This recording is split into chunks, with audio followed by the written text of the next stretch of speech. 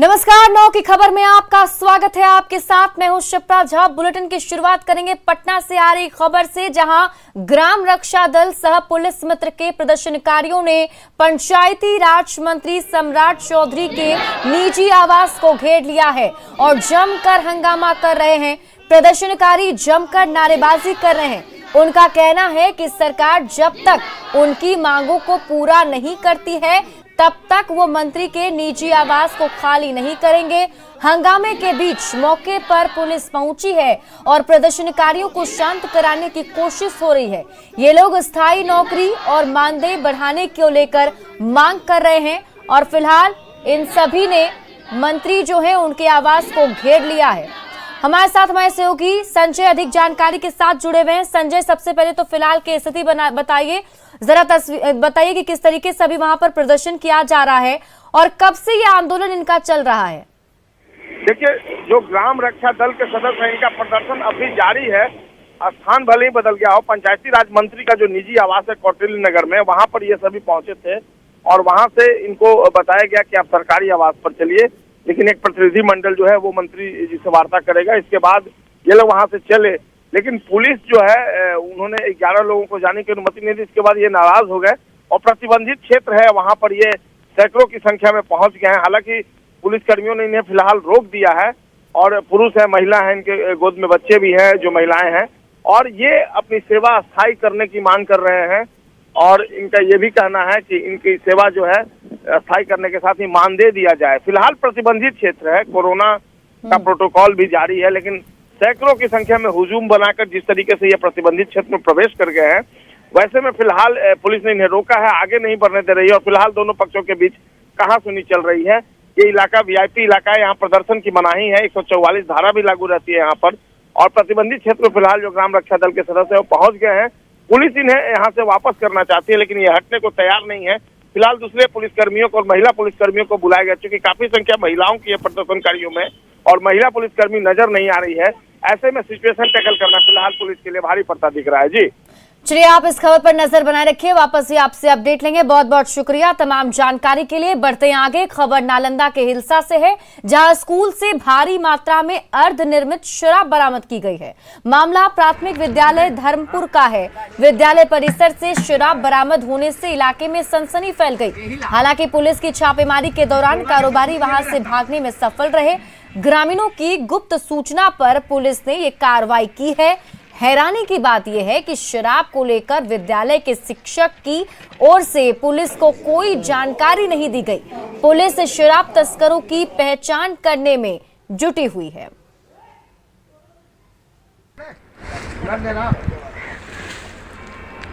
अब स्कूल में शराब मिलने के बाद यहां गंभीर सवाल उठ रहे हैं कि स्कूल में कहां से आई शराब। ये बेहद ही अहम सवाल है। सवाल ये भी कि क्या शिक्षकों को शराब की जानकारी नहीं थी? शराब से कारोबार से क्या शिक्षक अनजान थे? ये भी एक अहम सवाल है। और सवाल ये भी कि शिक्षकों ने आखिर इसकी जानकारी क्यों नहीं दी? अगर शिक्षक को पता था तो इसकी जानकारी पहले क्यों नहीं दी गई? स्कूल में शराब का जिम्मेदार आखिर कौन है और शराब तस्करों पर कब कार्रवाई होगी? हमारे साथ हमारे सहयोगी अभिषेक अधिक जानकारी के साथ जुड़े हुए हैं। अभिषेक, देखिए, ये बड़ा सवाल तो है ही कि स्कूल के अंदर शराब मिलना, लेकिन आप ये बताइए कि कैसे पुलिस को इसकी जानकारी मिली और वहां से क्या कुछ अभी बरामद किया गया है?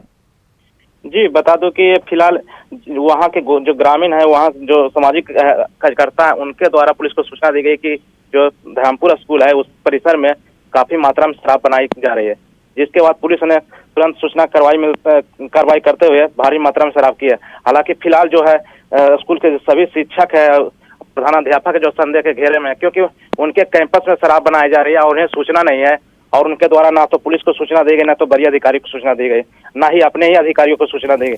तो एक तरह से जो है कि शिक्षक व अधिक जो अधिकारी है वहाँ के जो प्रधानाध्यापक है सवालों के घेरे में। जी बिल्कुल अभिषेक, लेकिन देखिए, जिस तरीके से शराब तस्कर लगातार नालंदा में एक्टिव नजर आ रहे हैं, बीते कुछ दिनों वहां एक बड़ा शराब कांड भी हुआ, लेकिन उसके बाद लगातार छापेमारी भी पुलिस की तरफ से की गई, लेकिन फिर भी कहीं ना कहीं शराब तस्कर पर कोई असर नहीं पड़ रहा है। तभी तो ये इस तरीके से शराब बनाए जा रहे हैं, वो भी स्कूल के अंदर।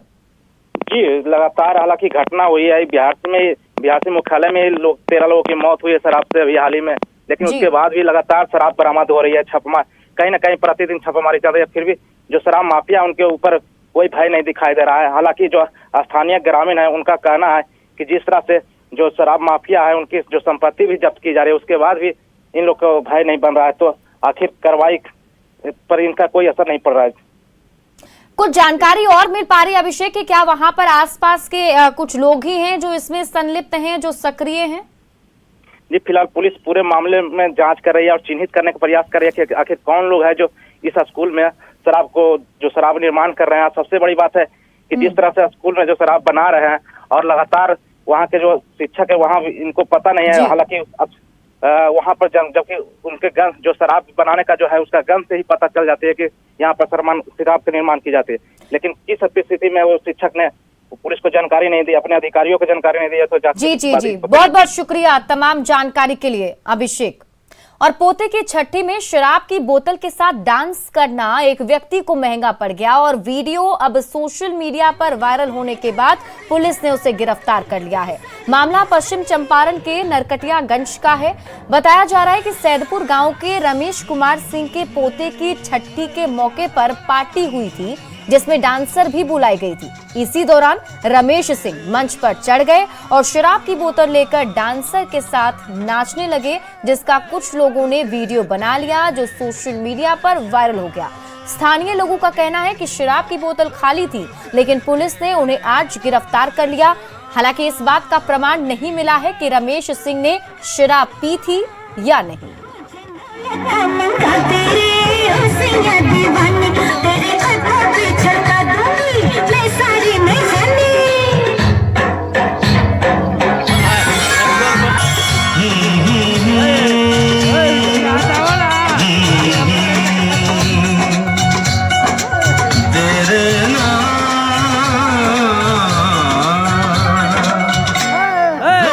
कहते हैं मैं शराबी हूँ।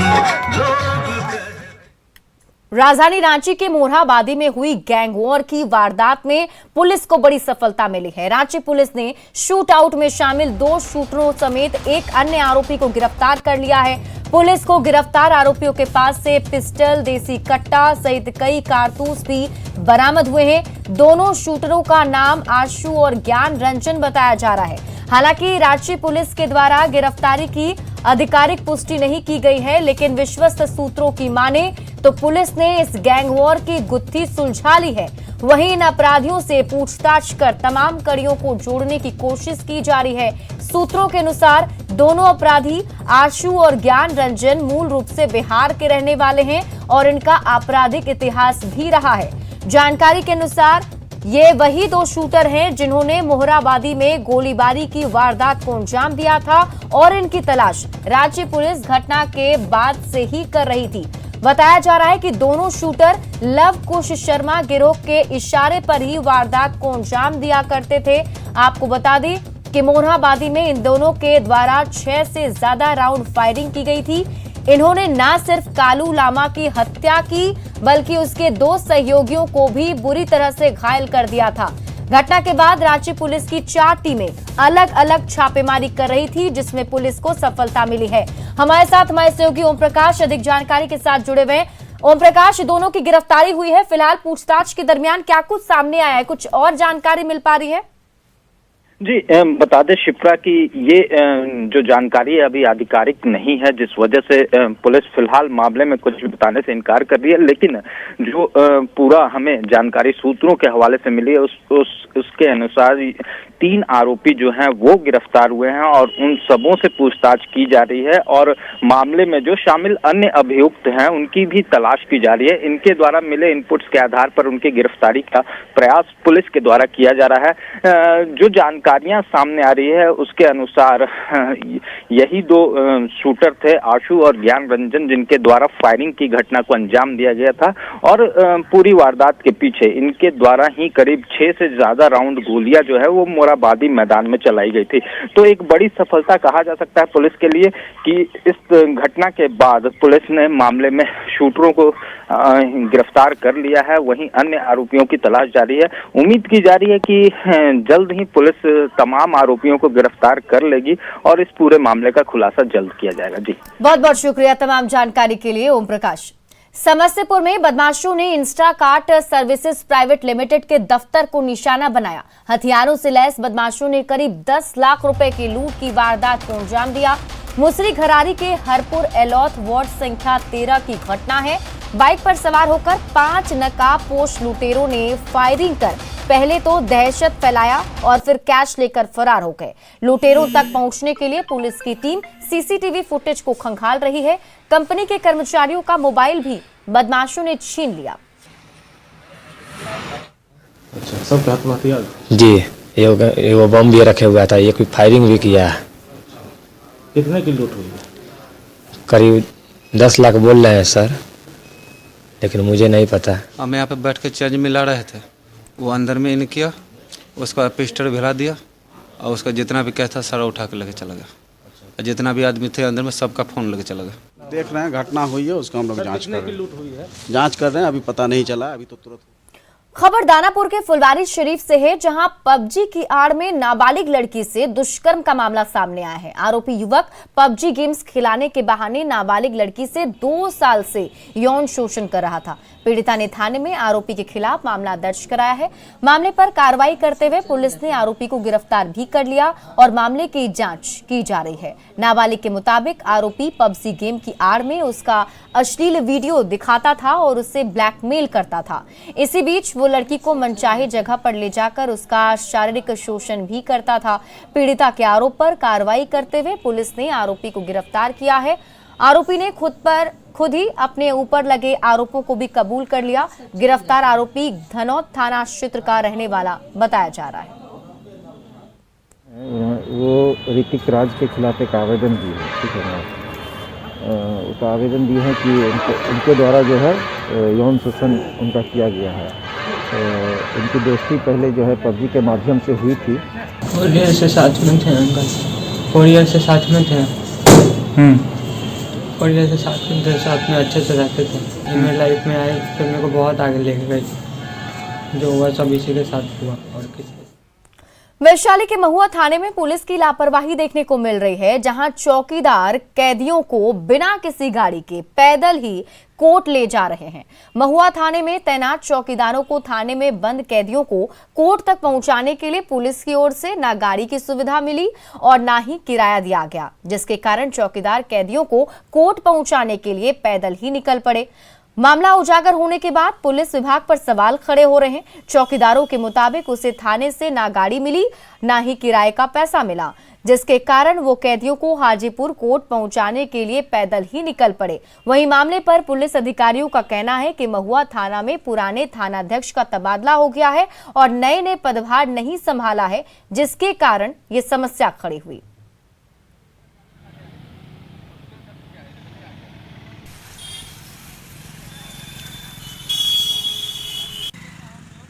तो देखिए, आपको ये तस्वीरें भी हम आपको दिखा रहे हैं। जो 5 चौकीदार हैं वो 4 कैदियों को अपने साथ लेकर कोर्ट के लिए निकले हैं। वो भी हाजीपुर कोर्ट जाना है और जहां से ये लोग निकले थे वहां तक अगर देखें तो 21 किलोमीटर तक इन्हें पैदल चलकर जाना पड़ा। वो इसलिए क्योंकि जब कैदियों को ले जाना था हाजीपुर कोर्ट तो उस वक्त ना तो उन्हें थाने की तरफ से गाड़ी मिली और ना ही उसमें जो है उन लोगों को पैसे भी दिए गए। 21 किलोमीटर तक पैदल चलते हुए पहुंचे हाजीपुर कोर्ट और तब वहां पर कैदियों को पहुंचाया गया।